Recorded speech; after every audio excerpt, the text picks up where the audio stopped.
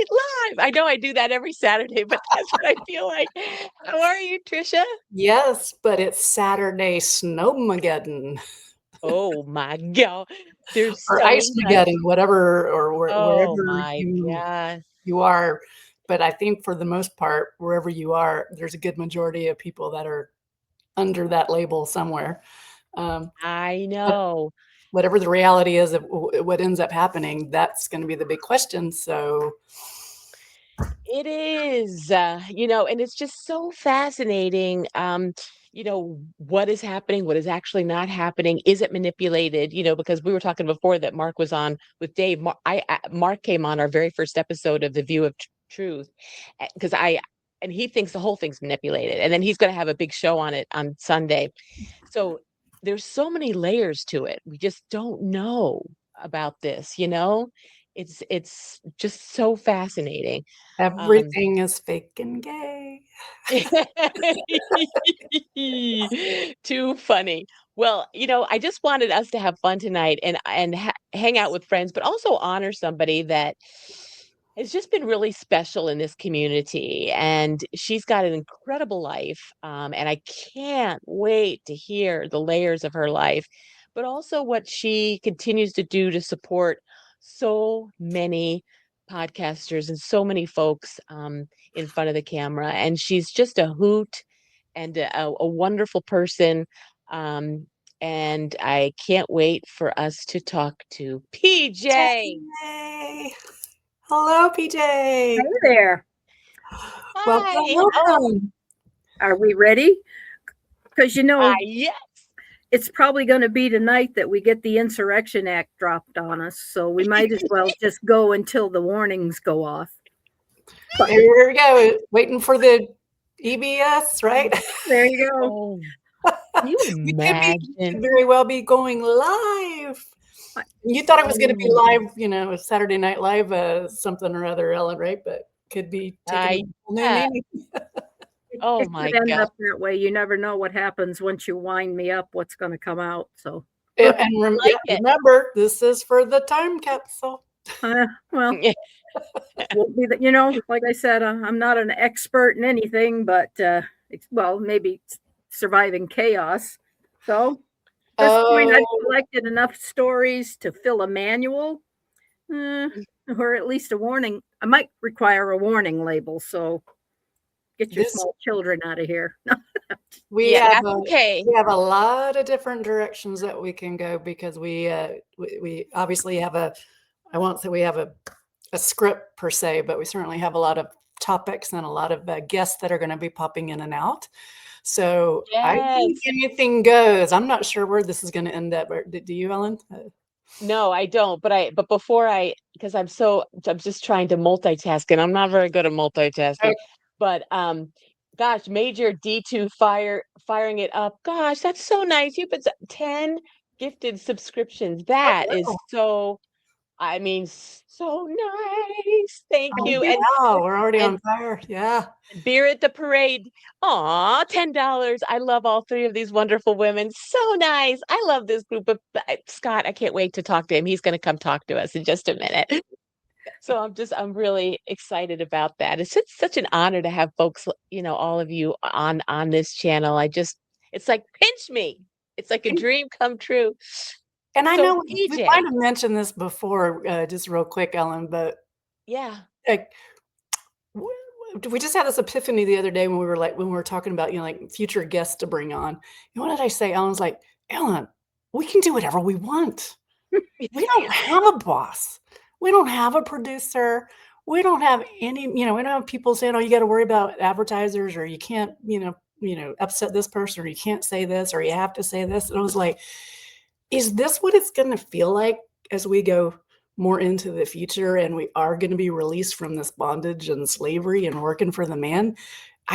We just kind of started to talk about that the other day. And is this Yeah. like, that's pretty cool. Like we get to be creative and do what we want to do and bring on the guests that we want to bring on and keep it the messaging the way that we want to do it. And I've just not really had that kind of complete freedom before. So didn't mean to take us on a tangent. I just thought that was kind of important to kind of. Well, isn't that kind of what we're here for? Yeah. I mean, we're trying to raise people up, trying to make the world more positive, because you don't see a lot of, I don't know, we get a few black pillars, but most of the time, and I think what Beer is doing now, trying to make people laugh a little more, he and Leota and Jesco. Yes. And we've got Sean and MedExam that are giving people a place to land. Right. And what you're doing is, like you said, it's a time capsule for what went on, because none of us were there when Paul Revere rode his horse, but I'm fairly certain somebody else had to clean up behind it. So here we are. Yes, exactly. And before we get started, I have to say two others. So Mr. Leota, who's also going to come on, gave $10 and said, "Here's to the wonderful women in our community who hold everything together." That's just so nice. And then Major D2 firing it up gave a dollar holler and said, "Also, I cannot confirm or deny that PJ gives amazing loving hugs." Oh, That's I was Well, worried about what might come after that. Like, okay. it's kind of hard when you're as short as I am, and you're. And then MedExam said, "For three absolutely incredible patriots, love you. We love you so much back, Chase." And MedExam then is awesome. Scott is at $1 with choo choo choo choo choo choo. That's so fun. This is so fun. Look I at all just the love love all you you're guys getting so much. already, PJ. Look at this. What's that? I All the know. love you're getting already. Oh,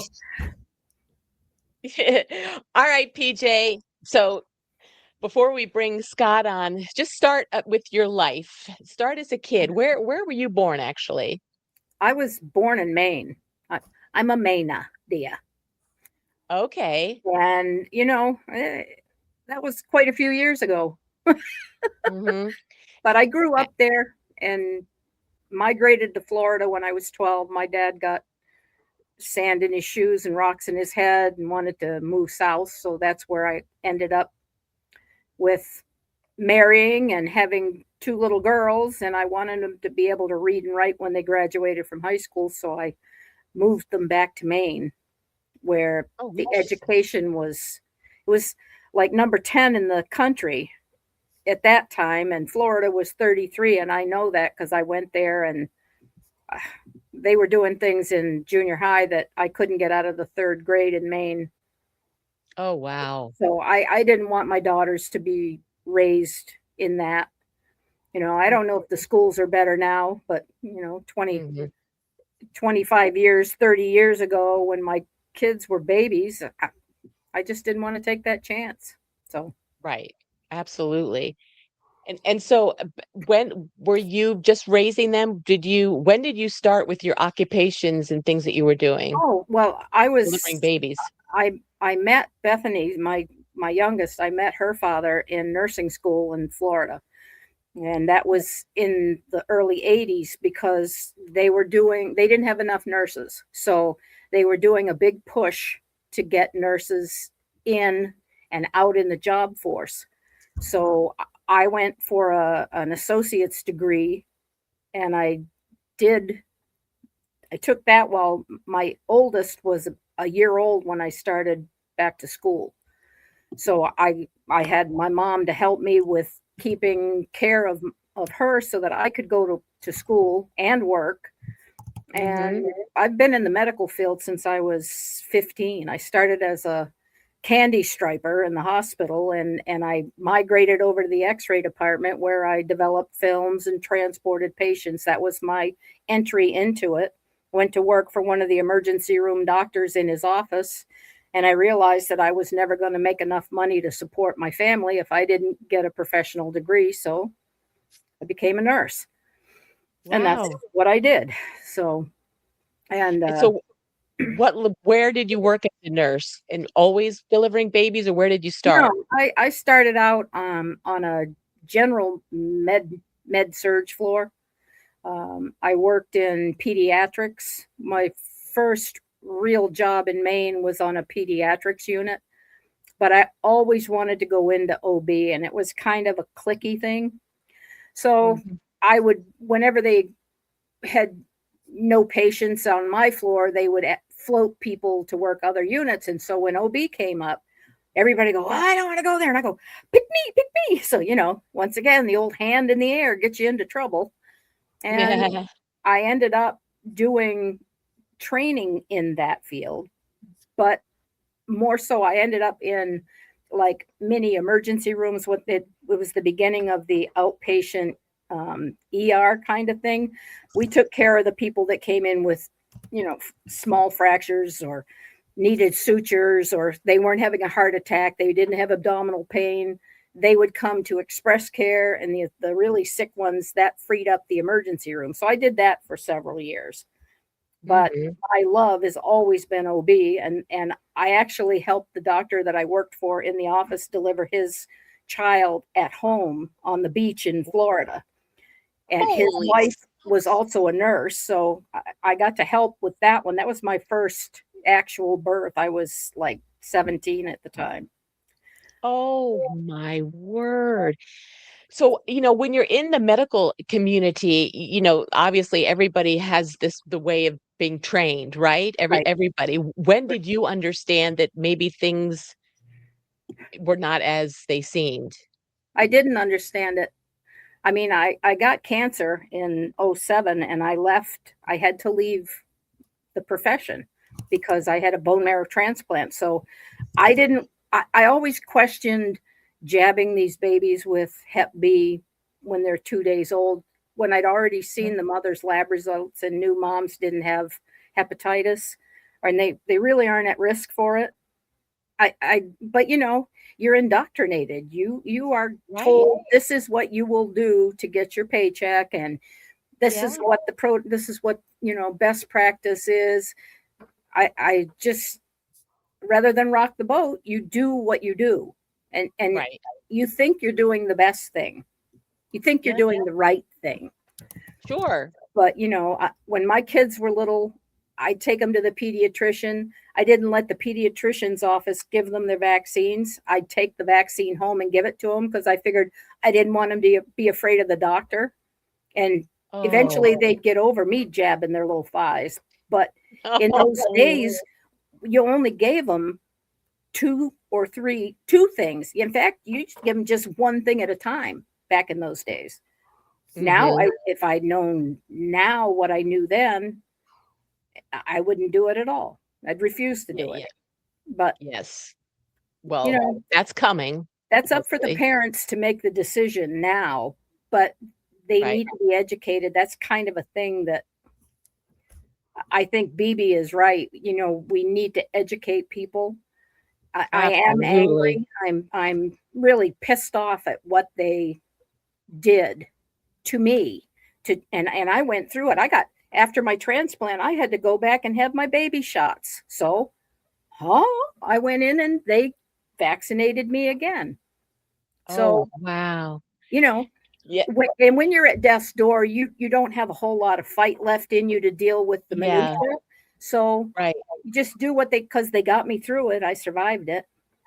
Yeah. And I wasn't given a good chance of surviving it. So, well, I want to hear, Tricia and I both want to hear all about that because I know that was a big part of your life and your fight. But I want to bring in a really good friend of yours and someone who I admire so much and who has helped me so much. And it's such a joy to have him on my channel. There he is. Hi, Scott. Hi, Louise. You only thought you were going to have a day off. You know what? When you don't work, you never want a day off. Oh, that's right. I've been on vacation now for 3 years. So. Yeah, that's so right. So how did you two meet? How did that friendship start? Well, there's a car parked across the street in the condos. It had never been there before. And I saw this woman with these binoculars. And so I got out mine. And then I went like this first. And then I don't know. I think she probably saw me on some stupid show and I think she wanted to borrow money, and I'm a sucker, and Yeah, that's what it was. that's what. It was the Liberty Den. And when I found out that Scott lived in in Cleveland, I figured, hell, I'm in Cleveland all the time. I have to go out there for my follow-ups after the transplant. So I said, I've been out there a lot. I could meet you out there. And I sent him a couple of things, but I didn't know at the time what he was going through after all that good stuff. So it took a while, but eventually I connected with him, and listen, you throw money at Scott, he'll bang on your door. Throw enough money, I'll never Throw mind. rotten eggs at him, and he'll come back for even more. Well, PJ, I saved my last Great Lakes Christmas ale for you today Oh boy. because I couldn't wait to come on and tell the world how much I think of you. Oh, you're so sweet. You and Well- Patty have been wonderful people to be associated with. It's fun.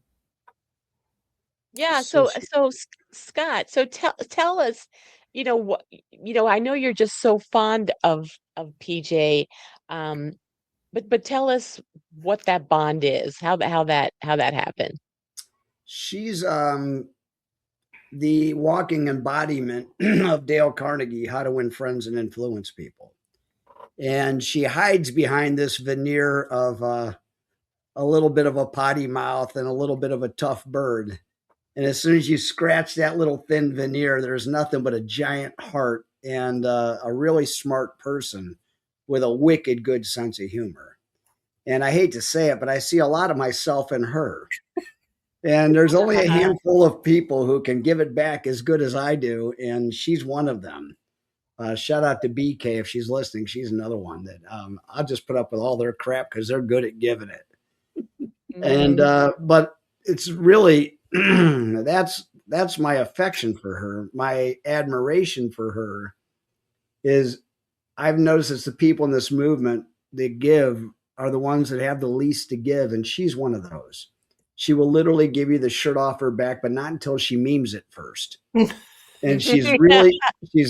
this is why I know Mr. Leota's listening. We got to get our shopping cart going sooner rather than later, because me and PJW want to do a lot of fun merchandise, and we want to include the audience in it together, get their ideas and their memes and whatnot. She's just, every time I interact with her, I either learn something, I laugh, or more importantly, I learn something about myself, which I like around people like that.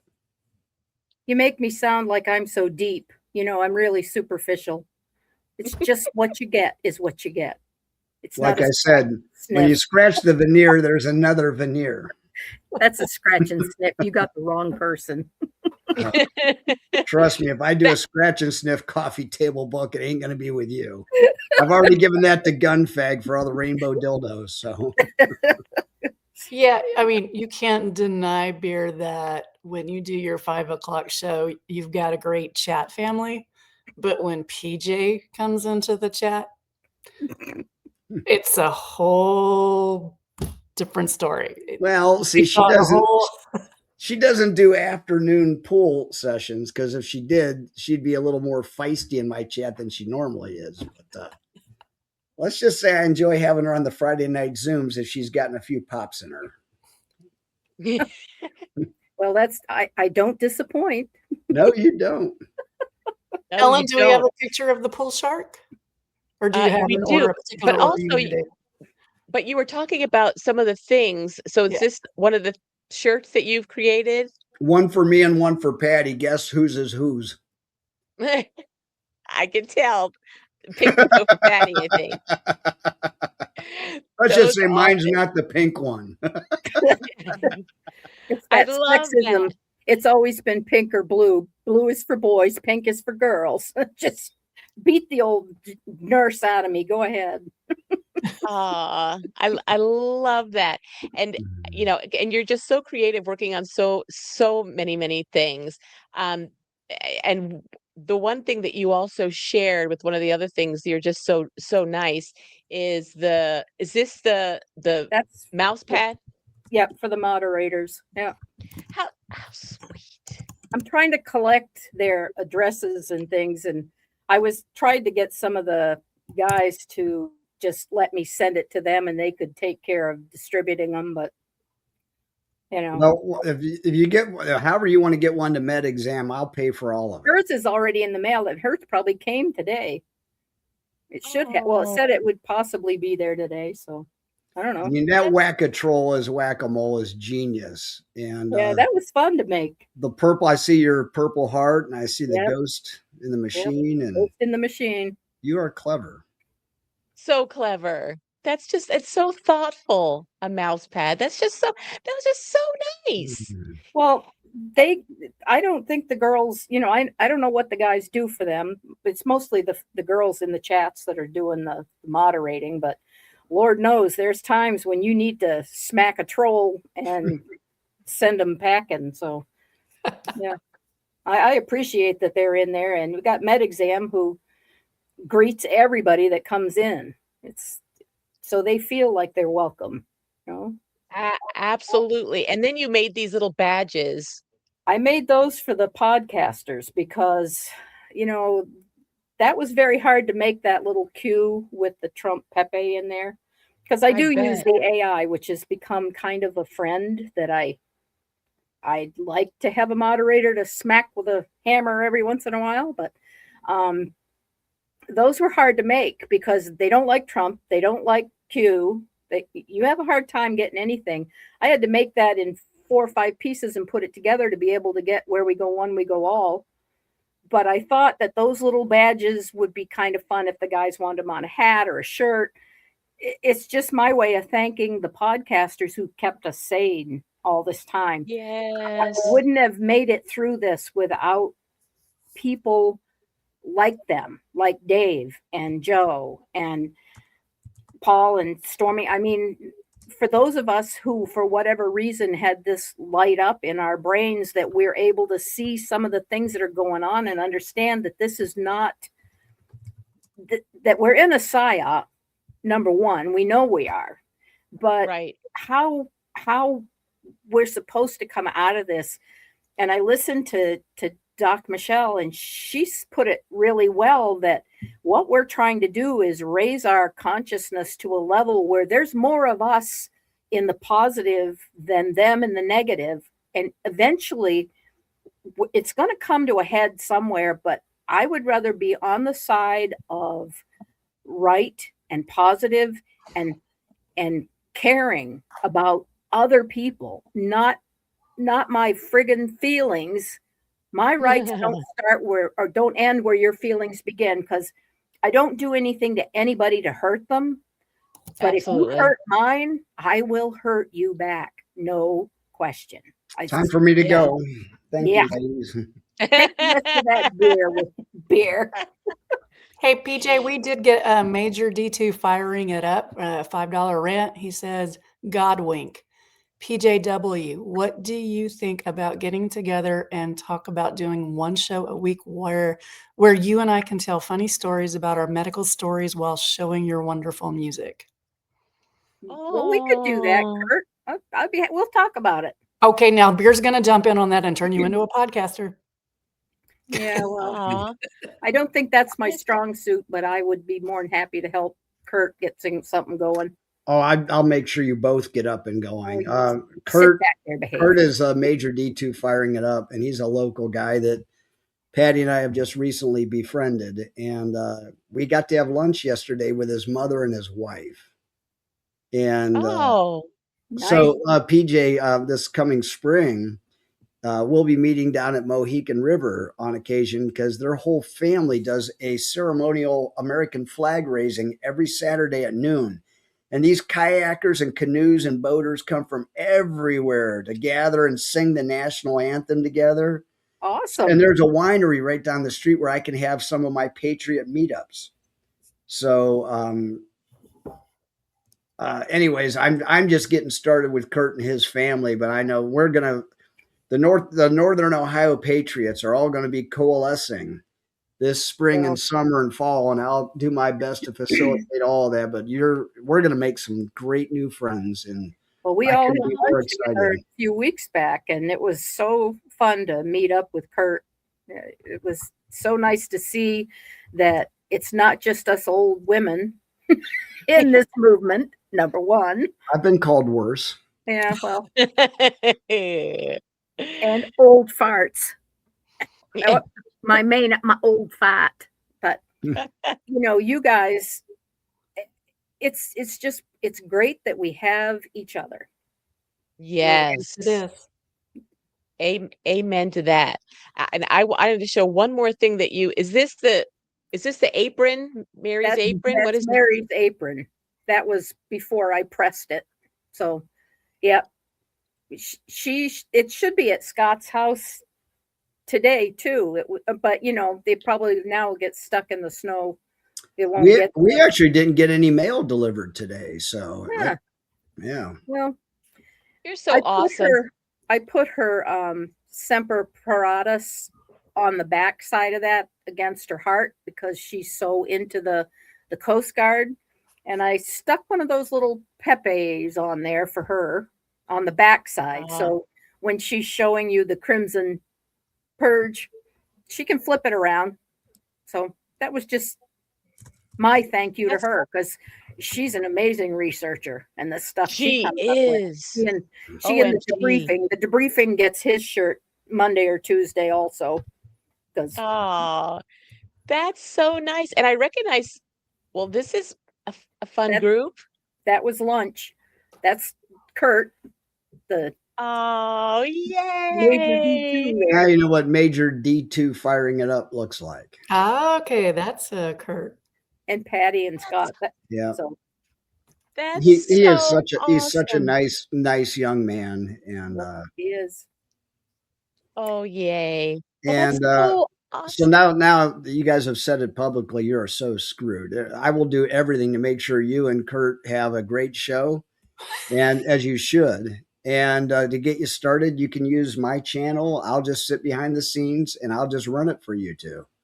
So you don't have to get any software. You don't have to do anything. Just let me know the day and time you want to do it, and we'll let it rip. And whatever money comes in, I'll send to both of you. Well, you don't have to send any money to me. You know that I do this as a labor of love. And that's you need better binoculars, because when it's this cold, it's hard to see. Look, it's like everything else. Like I said, the shop and doing the magazine with you guys is to fund people that are doing the work. You are a very, very generous person. Exceptionally generous. I mean, you really, really are. She's also she does a Wednesday meetup locally. Yep. Well, it's a Zoom. I do. I'm sorry. Wednesday morning Zoom. My apologies. The Wednesday Zooms. And tell us a little bit, because you told me that you put it together and you thought it was going to be kind of categorized as one direction, but it's actually growing into something. Well, I'll let you talk more about that. About what it is now. Our original concept when we did the Conspiracy Therapist was that if we could get people to open up Zooms on a topic that they could get in. If somebody was having problems with drugs or alcohol, they could get into a group. Or if they were having marital problems over being a normie versus a Q follower, but it really didn't go that way. And my group, we had like 20 people that wanted to get in it to begin with. And there's probably 5 of us that are the diehards. And then I keep having issues with things around here. So over the Christmas holidays, I told them we weren't meeting. They met anyway. So it's for those of us who don't have somebody that we can sit down and have a cup of coffee with and just talk about what we're seeing, what we're feeling, what's bothering us about what's going on, or sharing news. I mean, it's a place for people to connect, because we've been isolated for too long. Yeah. We need people. So how do we find out about joining that? How can people find out? Mine is the WeChattersMatter@gmail. You just send me a request and I'll send it. I was trying to do this. It's at 10 o'clock on Wednesday mornings, because it's a coffee clatch is what I call it. It's just so that we could get together, and we usually talk for a couple of hours, and by noon we're all done. but I realize a lot of people on the West Coast, 10 o'clock my time is not a good time for them. So I was trying to get people to start one out that way, but you know, ultimate And give us the ultimate free thinker is one of my Zoomers, but Yeah. she's up early because her kids, you know, she homeschools her kids, so she's in with us, and you know, Gmail again. PJ, what's the Gmail? we chatters matter at Gmail. Okay. Okay. And it came because of, and Montrose is in the chat. She's one of my Wednesday morning crew. So I got it for you. yeah. Ellen. I got it for you. Ellen. Okay. Okay. Excellent. Yeah. No, that's great because I think people would love to be a part of that. Thank My you, Beer. goodness Beer gracious. just put it in the chat. And if I got Yay. enough people that we couldn't do it on a Wednesday morning, I'm open to doing one later in the day, but you all know that I shoot pool two nights a week anyway, and sometimes 3.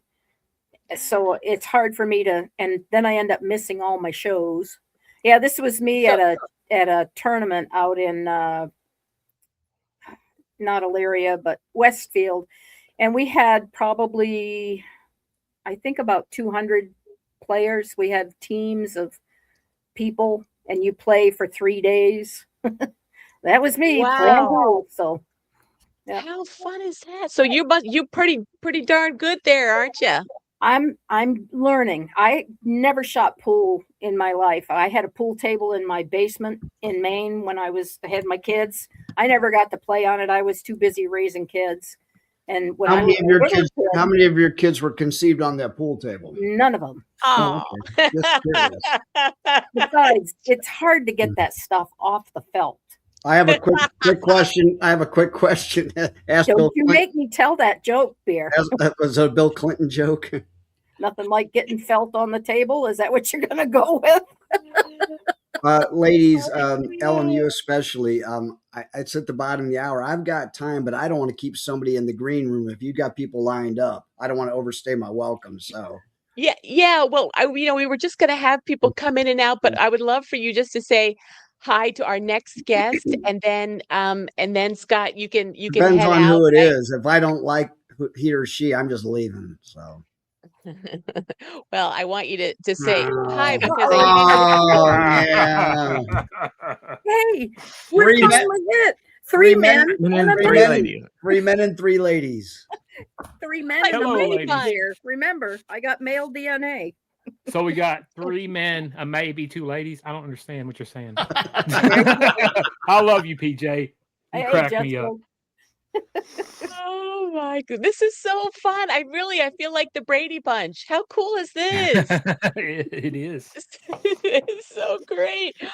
Well, we missed seeing you all earlier today, so it's so great to be able to see you on camera because we missed you, and I missed all your crazy jokes and laughing out loud, and so it's so nice just to be able to share our time with PJ with you guys. Oh yeah, I agree.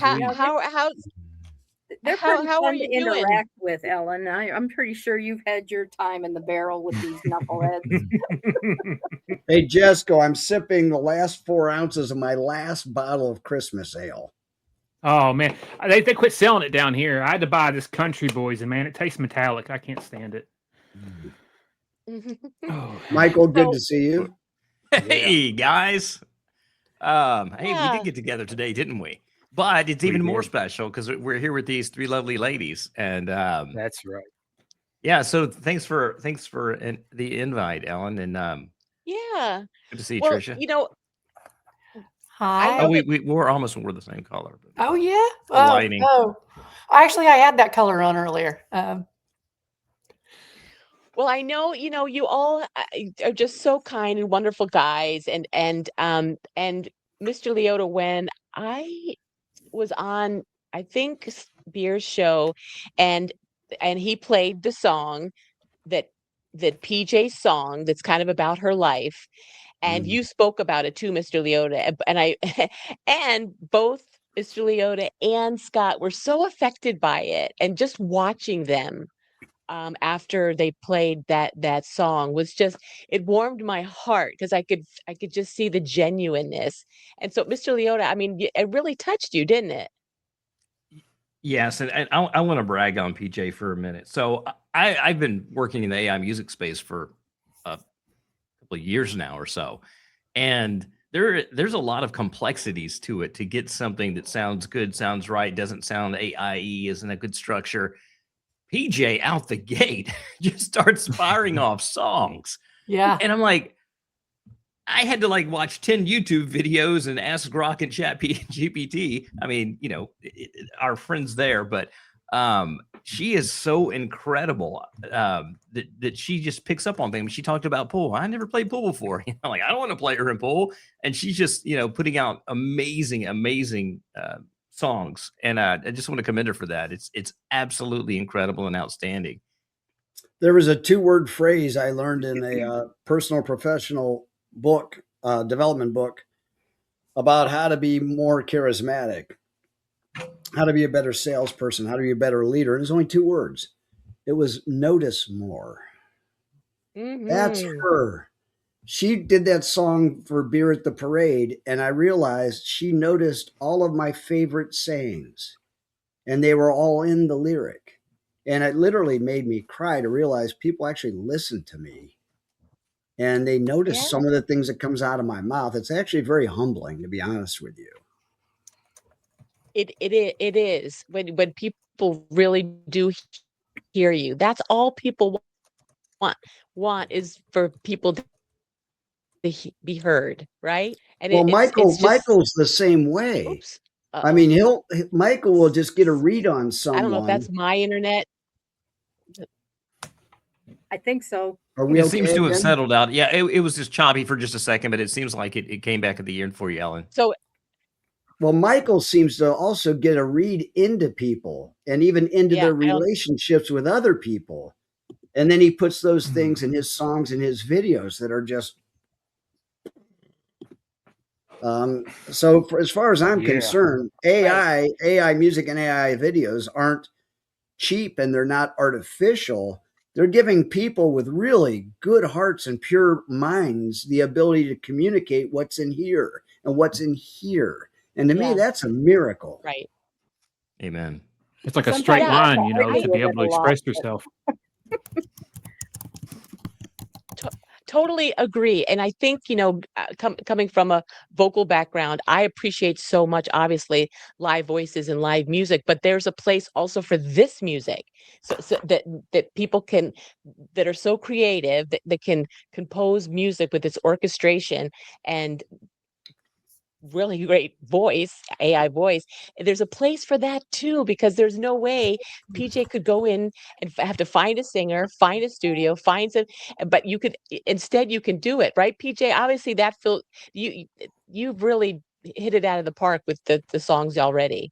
It's nothing I've ever done in my life. And Mr. Leota told me what he uses. So I went in and I said, okay, whatever.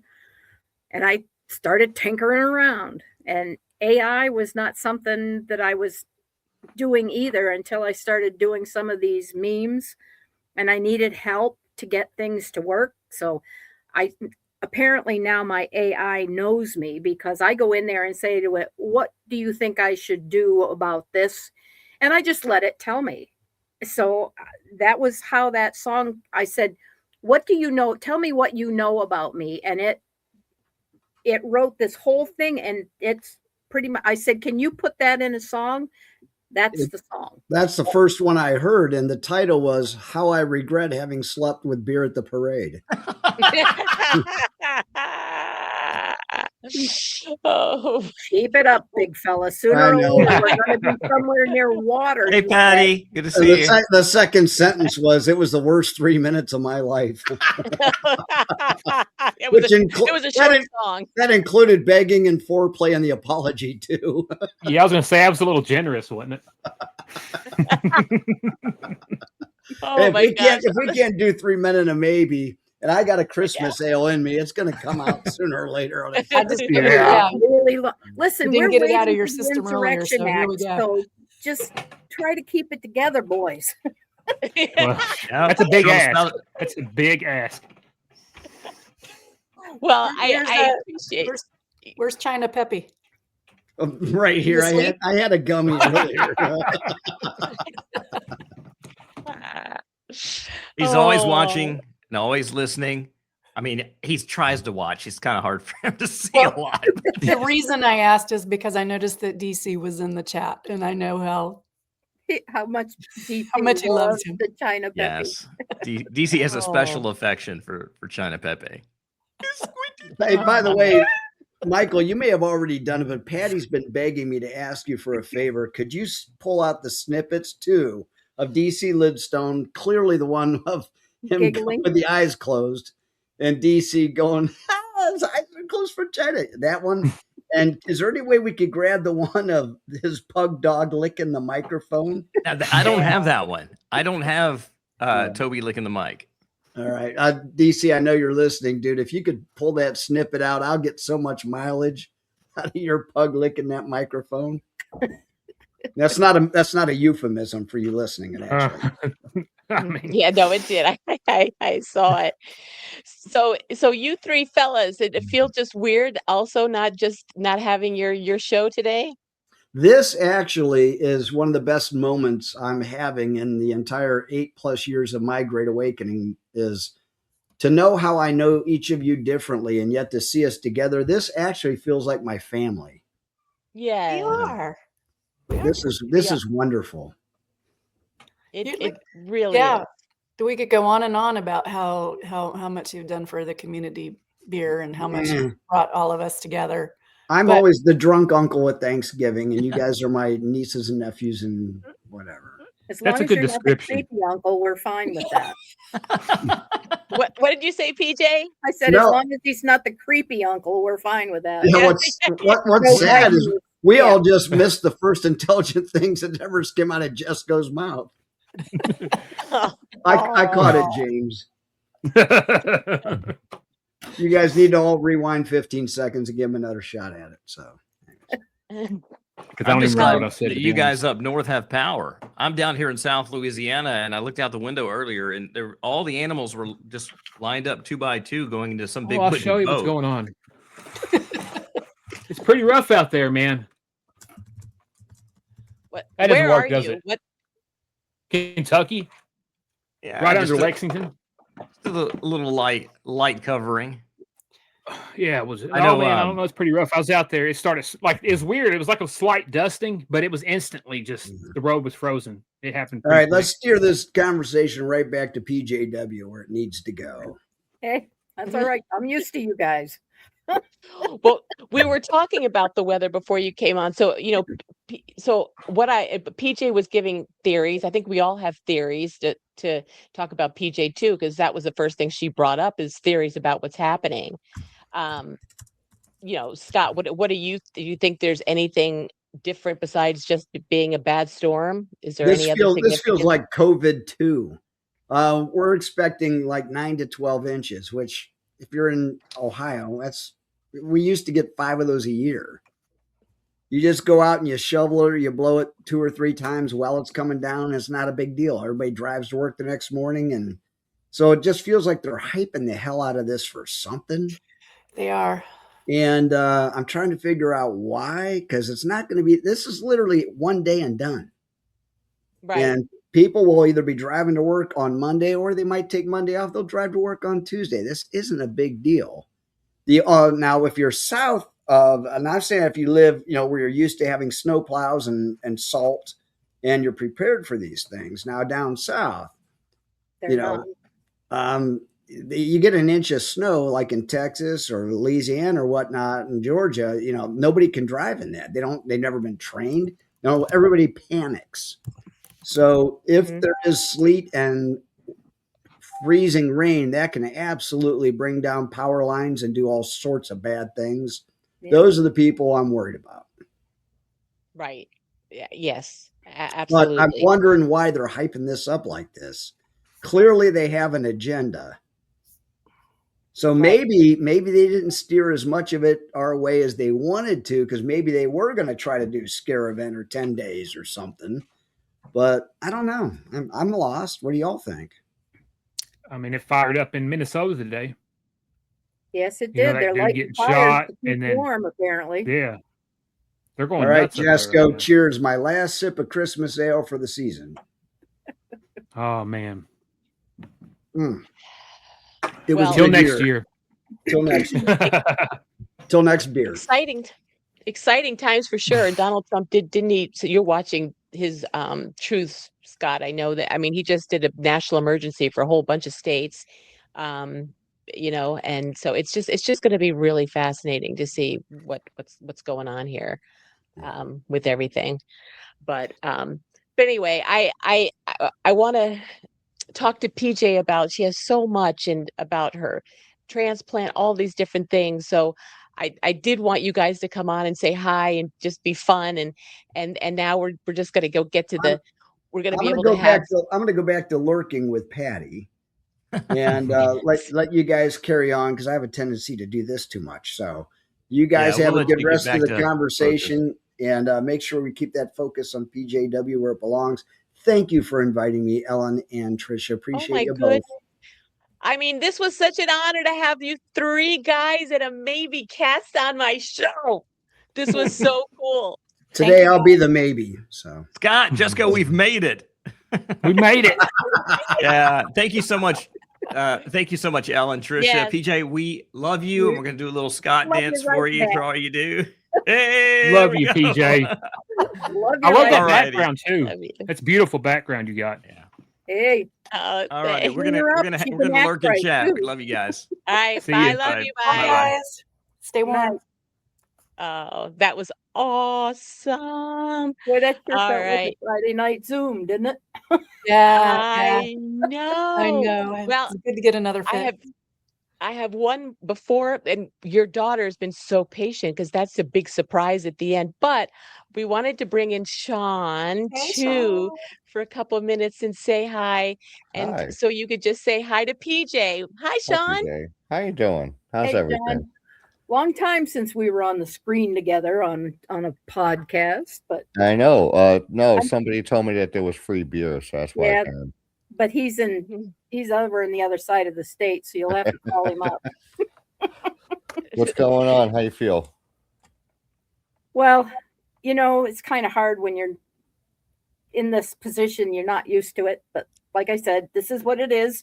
We're doing it for the movement, and I'm so glad that you took off like you did.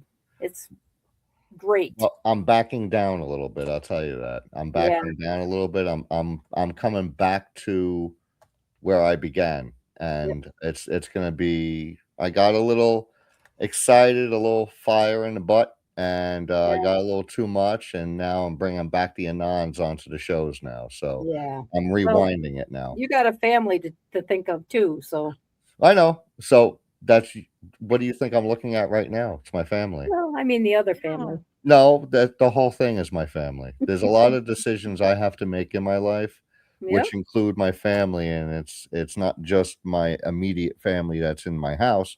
It's also my Anon family. I wouldn't be where I'm at right now without my Anon family. Exactly. So Well, you got two wives to support now, right, Sean? Yeah. A black one and a white one. You're not prejudiced at all. no, not at all. That was pretty funny. That was cute.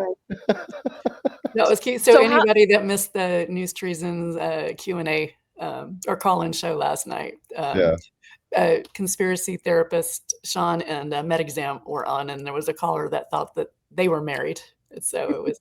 I was like, sorry, wrong color. That's too funny. So how did the two of you become friends? Well, PJ? Well, we kind of connected when we were trying to get your show started more than anything.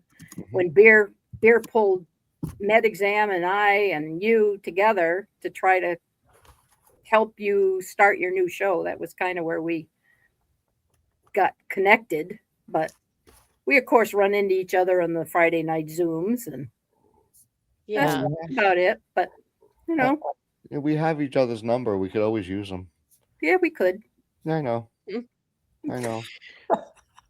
But you two have such big hearts. I mean, the whole point, with Sean, your show is just wanting to give people a place to be able to reach out. And PJ's the same. I mean, you're the Yeah. same. You're giving back in so many ways. Just really such big hearts. And that's really the motivation that Tricia had for this show, was the labor of love, because there is so much love and that people are giving in this community and to each other, and it's priceless. And it just is so meaningful. So thank you both. Thank you PJ for just with everything you've been through, and we want to talk about that.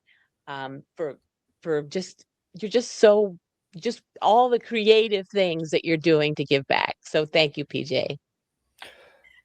But you do May what I? you can do.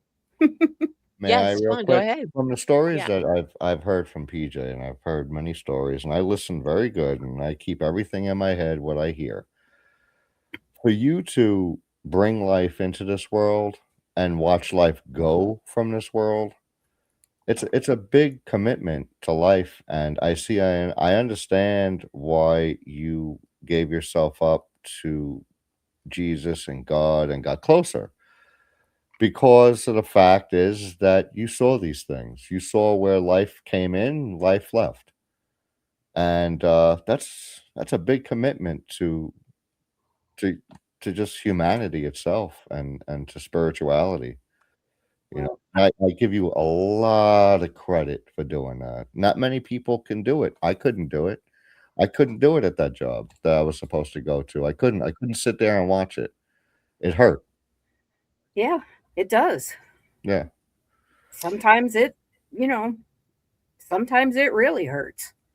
But the whole point of all of this is that, I was a science nerd, and I didn't believe in God. I Mhm. didn't, I couldn't.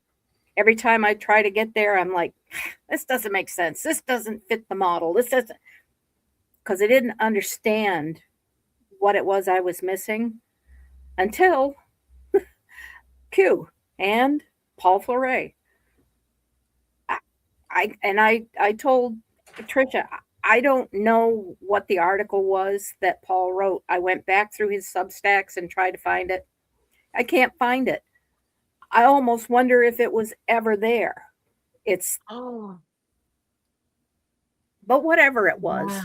that's what flipped the switch for me. And I'm 65 freaking years old. I didn't I don't know. I can't tell you.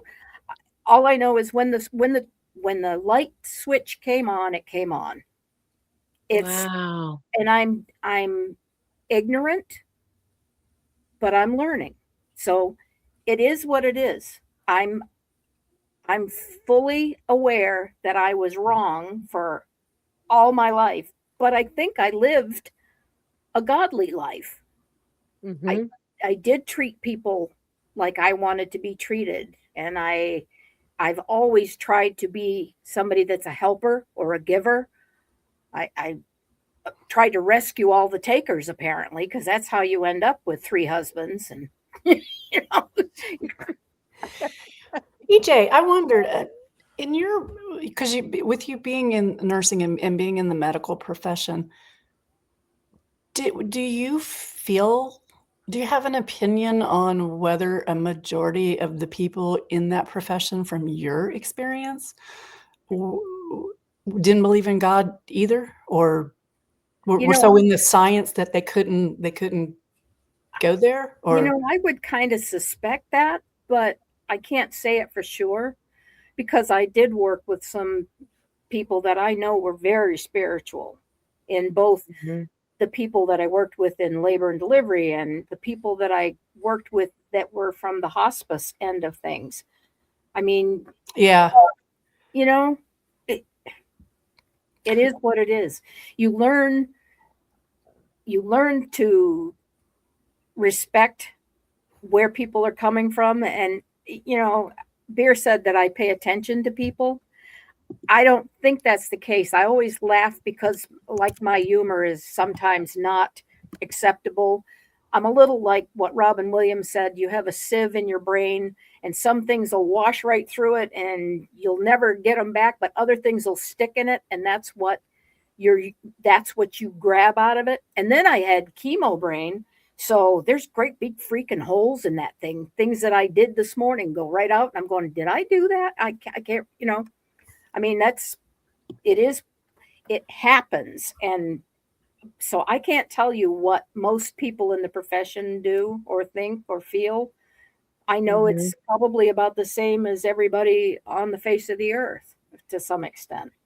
And, I know that you told me with your you being a cancer survivor, the whole thing that you went through with your bone marrow transplant, which was about 18 years ago. Yeah. And you told me there was an organization that used to call you to help other people that were going through that process. And you felt like now that you're like years and years later, that is less, that they're calling on you less. Yeah, and they don't we had a call me good conversation about that. Yeah. But did you find people that were able to get through it, that you did go and counsel? Was it the ones that made it and the ones that didn't? Did they have a spiritual component that No, you see now that? What I did was called the Scott Hamilton Fourth Angel Project, and it was out of the Cleveland Clinic. And they set you up. If you're somebody, I mean, they started using, I was connected with a fourth angel who had the same diagnosis, the same treatment, got her brother's bone marrow, and was 5 years out from her transplant. So they hooked her up with me, and she talked to me. This was when I was in I'm bald and thinking I'm probably not going to survive this. And she was the person that I spoke with that told me what she went through, what to expect. And she gave me the encouragement that she made it through. And that's what this is for. It was to connect people that are in that, oh, I'm going to die from this. This is going to beat me. And that's the hand that you get from somebody who volunteers to tell you, not so fast. You might not. So you better plan on things a little different. This is what you can expect. So that's what I did. And I did it for I think probably a dozen different people. And the way that program works is you don't really get to follow up with them. If they go in and they die, you don't know it. So I can't tell you if I helped anybody, but I know that there were several people that they didn't have somebody that was a good match for. And they asked me, because I was a nurse, would I talk to them? One of these people was it was actually the caregiver that I was trying to help, because I lost my husband 2 years after my transplant. And I think the stress of that undid him. I mean, yeah. So PJ, just to go back, just so the audience understands, and Sean, can you be with us for a little bit? Go ahead. Okay. So tell us what kind of cancer you had and what happened there. I had AML leukemia. So it was acute myelocytic. So the white blood cells in my bone marrow was cancerous, and the white cells weren't able to fight infection, but they crowded out the red blood cells and the platelets. So I had about a half a tank of fuel when they diagnosed me. I was short of breath. I couldn't walk a flight of stairs. I get numbness and tingling in my fingers. I had sores in my mouth. I convinced myself one day when I took my laundry upstairs from the basement to the third floor, I'm up there and I was short of breath. And I said, oh my God, I've got myocarditis. I diagnosed myself. Oh, I got some kind of a heart thing going on. So I went and got some blood work done. And I was the office manager across the hall from my physician that diagnosed me. Well, sort of diagnosed me. But I went to work and I'm up in there in my office, and his nurse comes over and sits down at my desk, and she puts the paper in front of me, and I go, this doesn't look like it's a good thing. And she says, yeah, it's not. You need to go downstairs to hematology. They want to do a bone marrow biopsy on you tomorrow morning. Wow. So, wow. And that was the last day of work. That was May 24th, 2007. Wow. That's not the next day? I was out of there the next day. I couldn't work anymore. I mean, I was going through it. Yeah. So they admitted me to the hospital, and they started me on chemo right away and blood transfusions. Wow. Wow. And Because how long was that journey? That was, well, it was 6 months from the time of the diagnosis to the transplant. The transplant was October 2nd. And my brother he called me from Maine because I was in the hospital and I was pretty sick, and they damn near killed me. And it was the hospital system I worked for. They did a couple of things that turned out to be not so good. But I survived it, and I came home. I told him, I said, I'm going home. If I'm going to die, I'm going to go home and die at home.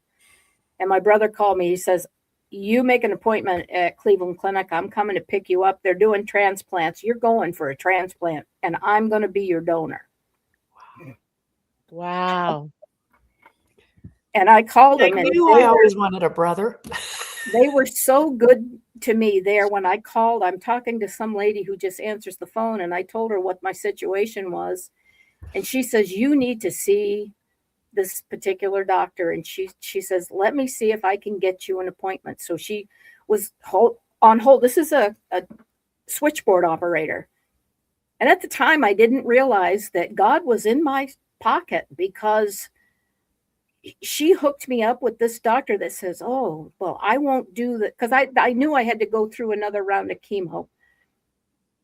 And the doctor said, well, I'm not going to put you through what they put you through. They at least got you in remission, but we're going to do a much gentler course to keep you there until we can find a donor. So I got through that. I lived at the Hope Lodge in Cleveland, which is a place for people with cancer. You can stay free of charge with a caregiver so that you can go back and forth to the hospital for treatments. And my brother, as my donor, was given a room there so that he and his wife could stay there while he came to donate my bone marrow. Because my understanding is that is a very painful process for somebody to donate bone marrow. So tell us about your brother. He came and did the donation, and his wife was she wasn't the nicest person, but they gave him medication for the pain, told him to go home. He drove back to Maine, told him to go home, take it easy. He got home, and she had a honeydew list for him to do, so he did it. Well, it caused him to have an issue. They gave him some kind of medication for pain, and he lost his hearing. Oh, so yeah, I mean, wow, significant. This is me getting my bone marrow. It's in that tubing in my hand is my brother's bone marrow. Wow. And of course, because I'm from Maine, we were Patriots fans, and that year was the year that the Patriots went 19-0, and I lived every week for that game. I was in there for 100 days. So, and you're in an isolation room, and you're sick as a dog, and you're thinking, there are times when I was pretty sure I wasn't going to get out of there. But I got the thing. I survived it. Wow. Yes, you did. Wow. And how long of that time period after you got the bone marrow transfer? Well, I had to go drive back from near Toledo to Cleveland every month for a while I was there in October. So I spent Christmas and New Year's, and I was there for the Super Bowl game. I got readmitted and they lost. But I said, well, at least I know I'm going to live, so I can go home now, because my brother and I would talk on the phone, chat all through every game. because he was a big fan and I was a big fan. And so that was the thing we shared. And both of my brothers were a match. But my other brother he was not somebody that could handle what we had to go through. Mm-hmm. But Steve, he told me right from the get-go, I'm going to be your donor. And he came out here and got me and drove me to the Cleveland Clinic. And they did. Wow. Wow. A lot of blessings. Well, yeah. A lot of blessings. Well, when you don't believe in God, you don't think about that. But that was all a miracle that I survived it. They gave me a 20% chance because I've been a diabetic since I was 7 years old, and I was 47. So I didn't really have a good likelihood. But somebody's got your back. Better now than I was then, I think. Except I'm a little more goofy. So, well, here's another blessing I want to bring out on. Your daughter, Beth. Hi, Beth. Hi. Hi, Beth. Thanks for having me. She's the reason I survived it. Wow. That was a hard time. Those were hard times for sure. You know, I told Mom recently, she didn't know this, but when she was going through all of her treatments, I had actually just lost my dad less than a year before she got sick. And I just tried to compartmentalize everything, because if I cried, I wasn't gonna recover. So I told her, I don't think I listened to music for that entire year that she was sick and going through the transplant and the chemo and all that, because, you know, every day was not guaranteed. And we kind of got to a point where, you know, it got real scary. And, you know, just thinking about it now just chokes me up, because I didn't want to lose my mom. And, you know, I know we had, as teenagers are, you know, we can be assholes. And so, you know, obviously we had our moments where we were butting heads a lot when I was younger, but, you know, she's my best friend, and she's my drinking buddy. And I'm so grateful she's still here, and I'm grateful for my uncle for, you know, stepping up. And, you know, that's what family does, blood or not. You know, obviously, you know, she's got a huge family here, and I'm really grateful. And just, it's amazing to hear all the nice things everybody has to say about her, because it's all true. And she's humble as hell. She don't take a compliment, but no, she doesn't. She deserves every single one of them. And you know, so Beth, that's beautiful. Show that little baby. I sent Ellen that picture of us when you and Melissa were babies. Is that the last one you sent me? Yeah, the one with the 3 sections. That's that little one is Bethany when she was newborn, and then the other one is I recognize that. The other one is my Melissa. And that was us a few years ago drinking together. That's a great picture. That top one was right before I moved to Texas, actually. Yeah, when she left me. That was hard. That was hard too. Yeah, when you're best friends with your mom, that is hard, you know.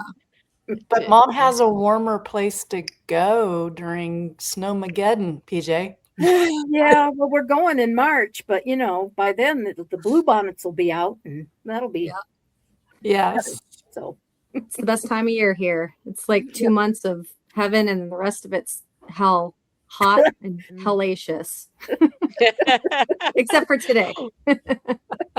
Yeah, that's a big difference. Well, I want to show a couple more pictures, but Sean, we're just going to spend the last bit with PJ's daughter. So is there any final things that you want to say to PJ?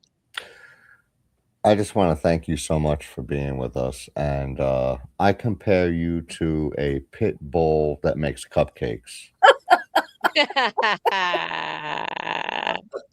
And we love the hell out of you. So thank you for being with us. And I want to give me a call. I'll call you. I want to change things up a little bit, and I want to know what you think about it. Okay. Okay. You got my number. All right. All You right. got it. Guys, All right. take care. All right, lots of love. Thank you. You We'll We'll see too, you tomorrow, guys. Sean. All We'll right. see you Yes. tomorrow. Tell See the you girls I tomorrow. said Sean, hello. excuse me. Yes, you have a show, Yes, 3 yes. o'clock Yes. on Tell Sundays. everyone about your show, Sean. It's Yes. tomorrow at 3 p.m. Eastern time. Hopefully we could do it because I don't know how the weather's going to be. So StreamYard might act up. So I don't know yet. But we're still going to jump on and we're going to see if we could do it. 3 p.m. Eastern time. It's back to the beginning. And that's where I'm going to go. And we're going to have the Anons come on. I want to hear what people have to say. You got problems? I got problems. Let's work it out. And your No. Rumble channel name? Is Conspiracy Therapist 17. So Okay, awesome. all right. All right, we'll be there. All We right. will be Thanks there. a lot, guys. Have a wonderful night. Stay Take care. warm, Sean. Bye-bye. Thanks, Sean. Bye. So, all right, this has been so fun. So I want to dive into, just spend a little bit of time here, with you and your daughter, just some of the pictures that you sent, but also just talk about your relationship, because Beth, you said that you were best friends, but you went at it with each other. Also you said you were liberal minded for a while. What changed? Yeah. So I can say that Mom definitely planted the red pill, but Yeah. I was like, yeah, whatever, the whole thing. In 2016, I didn't vote for Trump or Hillary. I hated that bitch. Sorry. I don't know if I could say that, but I just did. You're my daughter. You're fine. We can do whatever we want on this show. They know where Nice. you came from, Bethany, so don't worry about it. This is true. This is fact. I think at the time I voted for some Green Party person because I filled out this questionnaire and it kind of, led me that way. And I was like, no, that tracks. I've always been kind of the tree hugging hippie, but it wasn't until I saw somebody that I followed on Instagram that was not somebody that I thought was, on the red pill side of things, if that makes sense. Until she posted a meme and it was like a survivor meme and it was all these things and it was like the Q post that was right. And I was like, what? And so the seed that was planted, I was like, oh, okay, I get it now. And then so she got all excited. She's like, we need to look at this and read this, watch this, follow this. And so I did, I myself had cancer in 2020. And wow. I got uterine cancer. Very random thing, but Rare. I went through, I just had surgery. I didn't have to go through chemo radiation. So I was grateful for that. But I had a month off and shut down, everything was shut down with COVID. So I was home and I just went down the rabbit hole and didn't come back. Yes. So that's weird because I'm careful about saying this, bigot, because if you want to look at the glass half full, did you for some reason go through that so that you had all of this time, on top of COVID? Yeah, maybe. To come to the awakening process. I never want to say, oh, that happened on purpose, but as we're going through life, we don't always understand why bad things happen or things happen. But if, you kind of look back and go, oh, that actually, because of that, I did this or was able to do this, and that turned into a good thing. Right. You Right. don't always see it at the time that you're going through something that's, Right. scary and sad and hurtful and painful. But to come out on the other side and go, well, if that didn't happen, where might I be? I've never thought of it in that aspect, but it's very true. I mean, I was only 36 at the time. My husband and I weren't even engaged yet. I don't think. No, we weren't.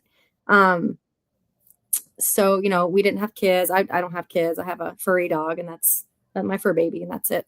And that's all I need. You're in the right place. Well, he's the best grand dog ever. Grand dog. He's pretty cool. Oh, he left me. I thought he was here. That's a lot. That's a lot. It's a lot. It's a lot to go through. I will say, and to what Tricia said, I think that there is something to that because I had just started a new job. I work in healthcare and in radiology, and they started forcing the vaccines, of course. And I was like, oh no, I just had surgery.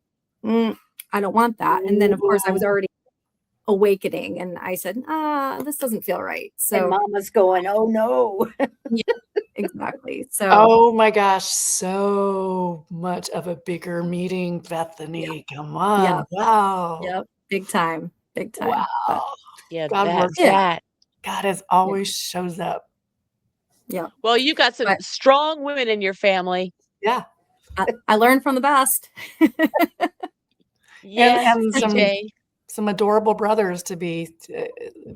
What an awesome story to hear about a devoted brother that was immediately going to step up. Like, Yes, wow. for you, PJ. He was always pretty my cool. hero growing up. So, Well, that makes sense. he didn't change Yes. anything. Yeah. So PJ, you sent me a couple other pictures I just want to share because it's about tell us about this work area. Is that where all you do your crafting and everything? No, that's where I do all my freeze drying and dehydrating and food preservation because, Barack Obama scared the bejesus out of me. And I figured I better start stockpiling food. Now, being a diabetic, I can't eat all that crap, but I am a preserver. I look like a prepper. I have a big garden. I have chickens. I have eggs. So, I mean, that's half of my workspace. This half here is where I do my creative brain stuff. This is where I make my shirts, and I've always been crafty. I've always enjoyed. I used to do cross stitch, but your hands get old, you start having problems, you can't do that stuff anymore. And my girls were both in Girl Scouts. I took them to Girl Scout camp. I was the camp nurse while they were out in the woods learning how to build shelters and campfires. And so I look at it this way: if we ever have an apocalypse, I know both of my daughters can make a camp kitchen. That's too awesome. So this is your workspace? Yeah, this is where I'm sitting in this little chair right here now. That cabinet's all full of shirts and vinyls, and I've got a whole section here with a press and mug makers and all this crap. So. That's so nice. I love your lights, and I love visualizing where you are right now. That's so cool. I love seeing that.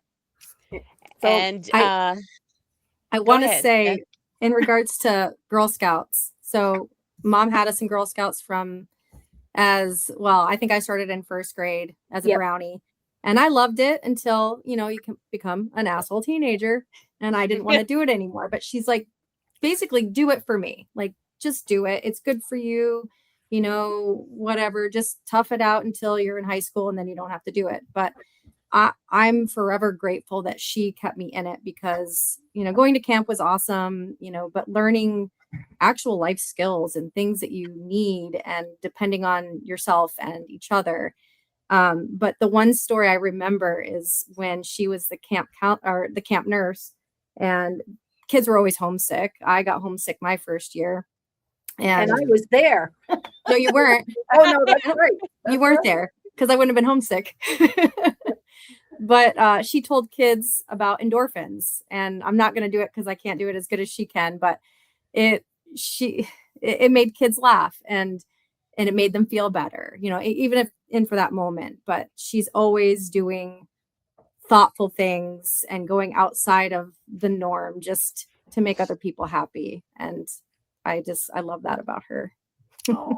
The endorphin dance was every morning at med call when you got to give the kids, all their mothers would send them with vitamins or some crap so that they knew the nurse got an eye on them.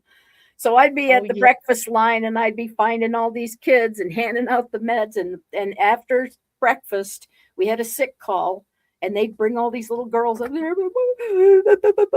So I trained the counselors. I said, look, you come up here and you're going to learn this at the beginning of the session. So I might as well do it to you and train them that when the kids come up, start doing that. We're going to do the endorphin dance.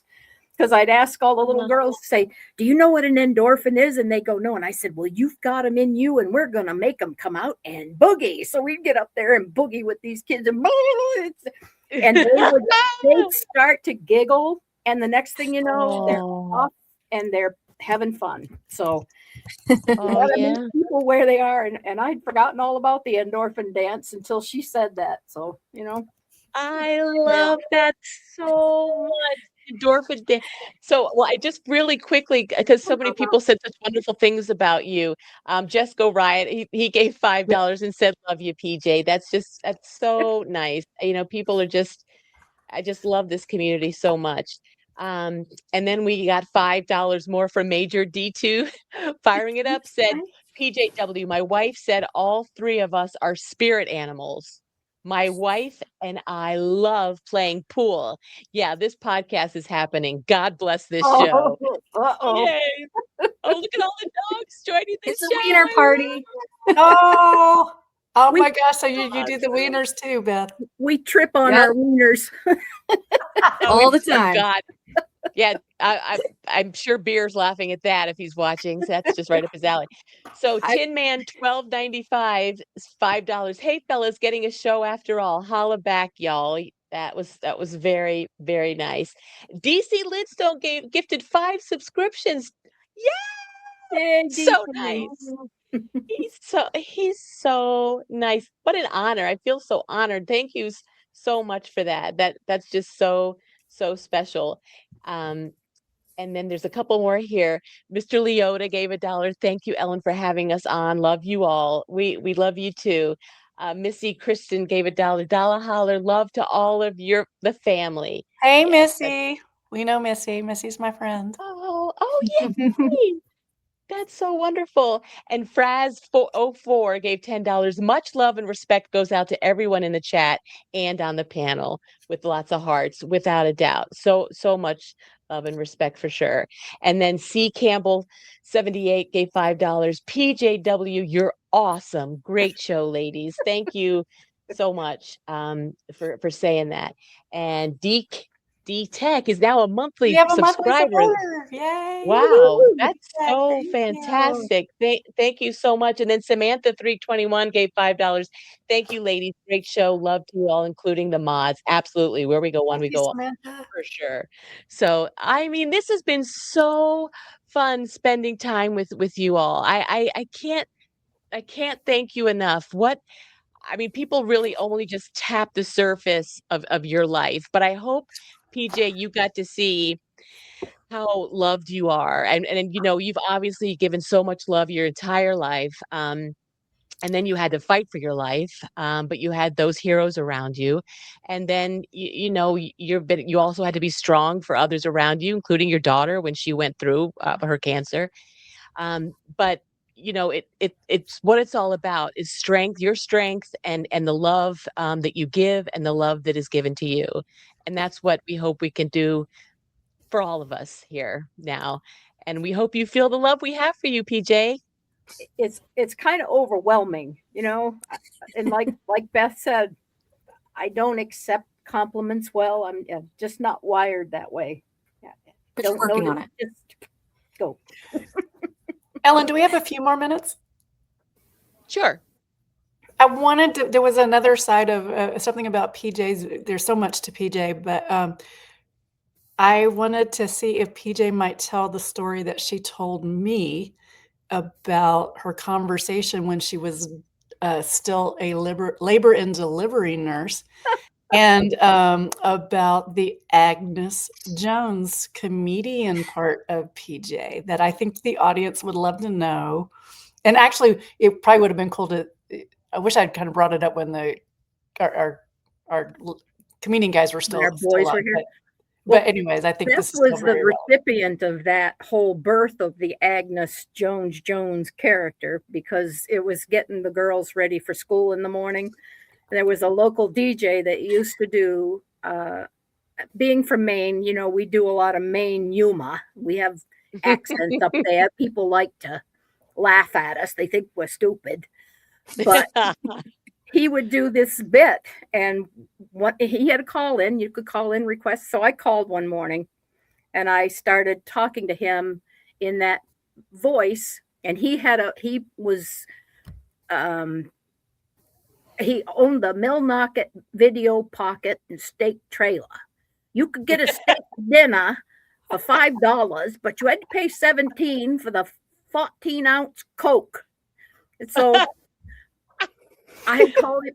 I got in there, and so it got to be a routine. Like every week, at least once or twice a week, he would do this story, and he'd talk about Agnes, who was his wife. And I called in and told him who I'm Agnes.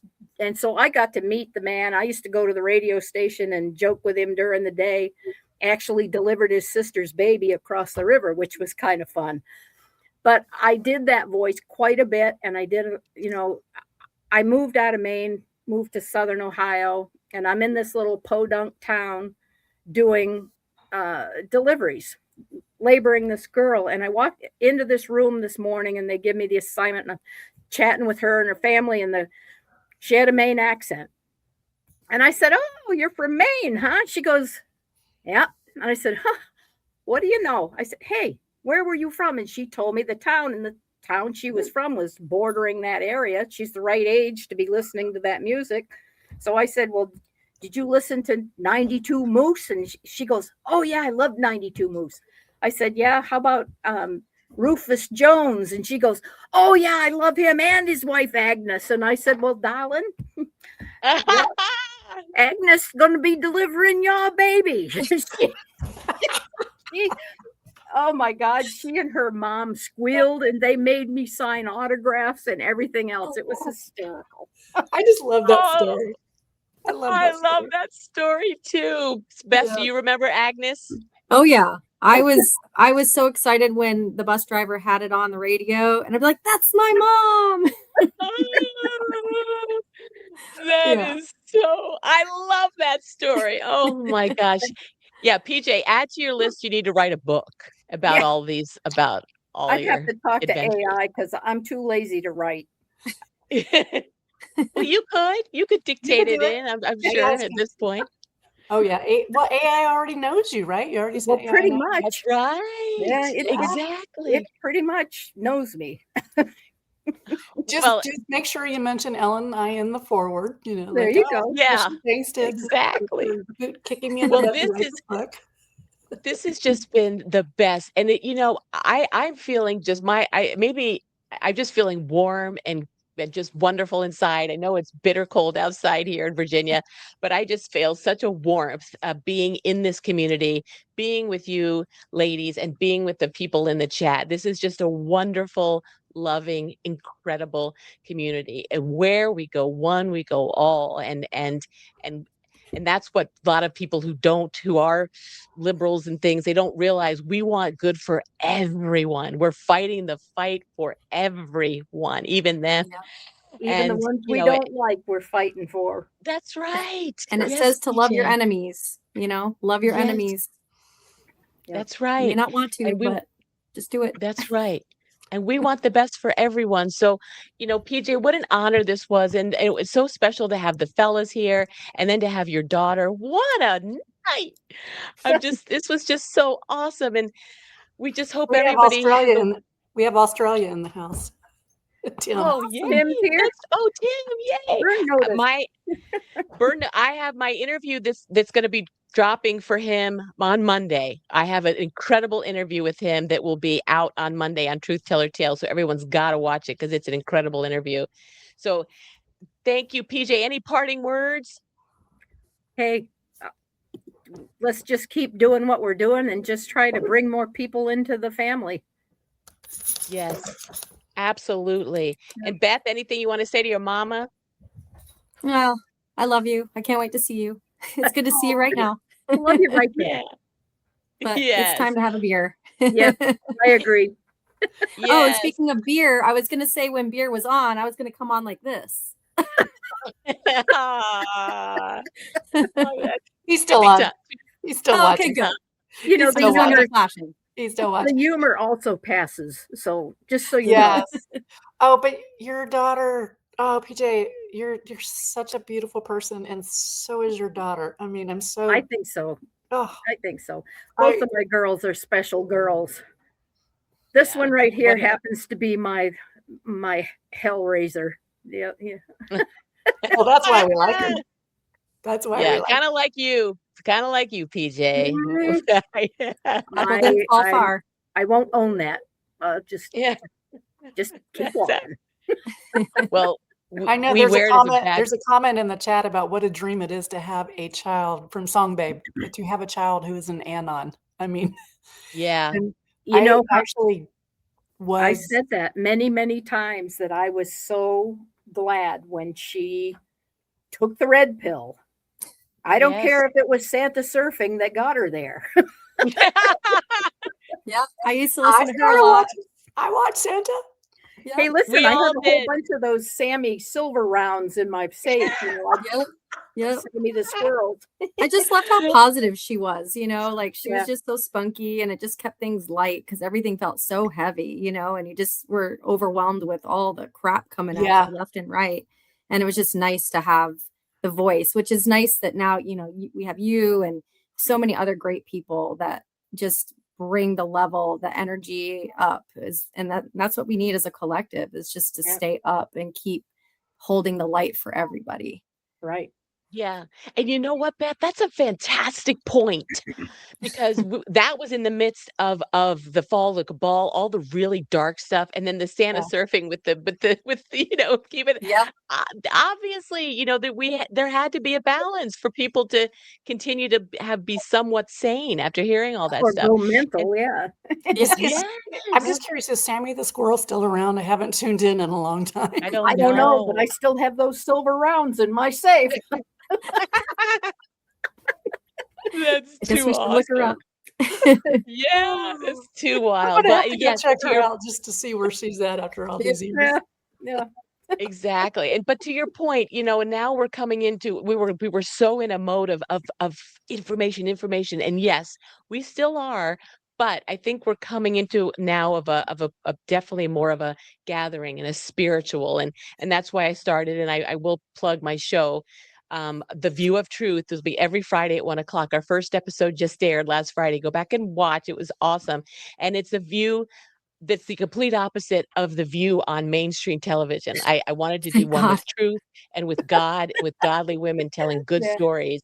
And so tune in on Fridays at 1:00, and Labor of Love, what we're doing right now. I mean, this is what it's all about. Yeah.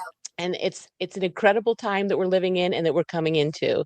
So what a fun night this was to share it with you all. Well, thanks for having me and honoring her. It's been such a pleasure. You think your mom's pretty awesome, and she doesn't like to take a lot of compliments. So we're going to amplify her, and we're going to do it for her, because she's like amazing. an M&M. She's got the hard shell, but a real soft, sweet inside. You've been listening to Beer at the Parade. That was his line the other day. So awesome. Like an M&M. Yes, that's it. Are you the green one? Did he give you a color? Oh God, Bobby wouldn't eat those. Remember? Yeah, that's right. The dyes. Oh my gosh, there's so many rabbit holes.